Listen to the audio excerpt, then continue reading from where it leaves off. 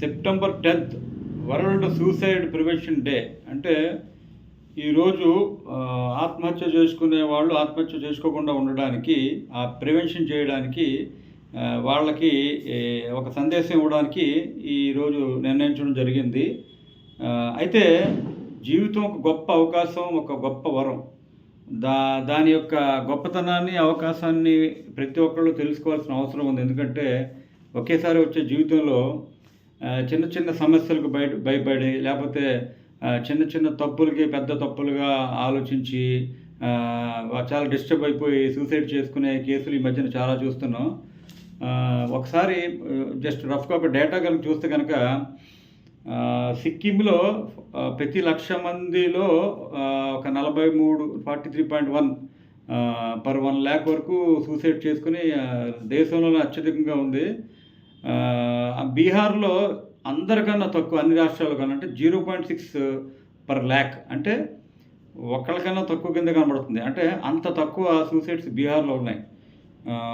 ఇంకొక చాలా ఆసక్తికరమైన విషయం ఏంటంటే మగవాళ్ళు ఒక 1,00,000కి 14.2 వరకు సూసైడ్ చేసుకుంటే, ఆడవాళ్ళు కేవలం 6.6 per lakh సూసైడ్ చేసుకుంటారంటే ఇక్కడ గుండె ధైర్యం, నిబ్బరం, తర్వాత సమస్యలను తట్టుకునే ధైర్యం ఆడవాళ్ళకి ఎక్కువగా ఉన్నట్టు కనబడుతుంది. అలాగే మగవాళ్ళు చాలా సెన్సిటివ్గా, అంటే ఈ డేటా ప్రకారం చూస్తే కనుక కనబడుతున్నారు. కాబట్టి ఈ విషయం చూడాలి.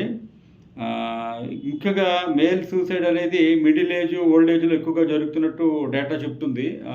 అలాగే ఫీమేల్ సూసైడ్లో వాళ్ళు కట్నం వేధింపులు, తర్వాత ఏమో ఫ్యామిలీ ప్రాబ్లమ్స్, డౌరీ హెరాస్మెంట్స్ ఇలాంటివి వాళ్ళకు ఉన్నాయి. కాబట్టి ఇటువంటి విషయాల్లో సూసైడ్ చేసుకోవడం అనేది కరెక్ట్ కాదు. ముఖ్యంగా మేము అంటే ఒక న్యాయవాదిగా మేము చూసేది ఏంటంటే, కోర్టుల్లో కానీ మిగతా వస్తున్నప్పుడు కానీ చాలామంది ఈ మధ్యన అందరికీ ఒక కౌన్సిలింగ్ అనేది చాలా అవసరంగా ఏర్పడుతుంది. ముఖ్యంగా పెళ్ళయ్యే ముందు కౌన్సిలింగ్ చాలా అవసరం, పెళ్ళైన తర్వాత కూడా కౌన్సిలింగ్ చాలా అవసరం.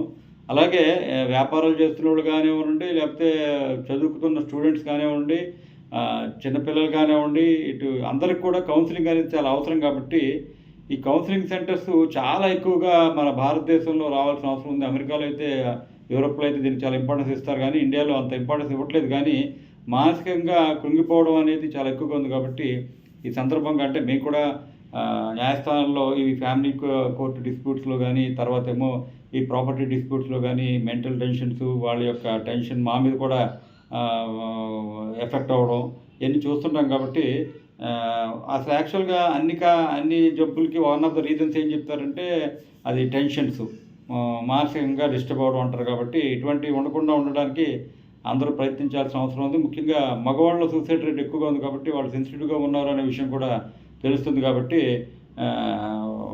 వాళ్ళు కూడా మీకు ఏమైనా సమస్య ఉంటే కనుక, మీకు ఏమైనా డిస్టర్బ్ అయితే కనుక, మీరు ఒక న్యాయపరమైన సమస్య అయితే ఒక మంచి న్యాయవాది దగ్గర కానీ, అలాగే ఇంకా వేరే ఫిజికల్గా ఏమైనా ప్రాబ్లం ఉంటే డాక్టర్ దగ్గరికి వెళ్ళడం కానీ, లేదు ఇంకా వేరే ఎక్స్పర్ట్స్ అందరూ అన్ని ఫీల్డ్లో ఉన్నారు. కాబట్టి ఈ రోజుల్లో మీలో మీరే సతమతం అవ్వకుండా ఆ నిపుణుల దగ్గరికి వెళ్ళి మీరు సలహాలు తీసుకుంటే కనుక సమస్యలు పరిష్కారం వస్తుంది. కాబట్టి ప్రతి సమస్యకు కూడా పరిష్కారం ఉంటుంది. కాబట్టి ఈ దిశగా వెళ్ళి మీరు సంపూర్ణ ఆరోగ్యంతో 100 ఏళ్ళు జీవించే విధంగా ఉండాలని మనస్ఫూర్తిగా కోరుకుంటూ, ఈ world suicide prevention day 10th సెప్టెంబర్ని పెట్టారు. కాబట్టి ఒకసారి అందరికి కూడా ఈ విషయాన్ని రిమైండ్ చేస్తున్నాను.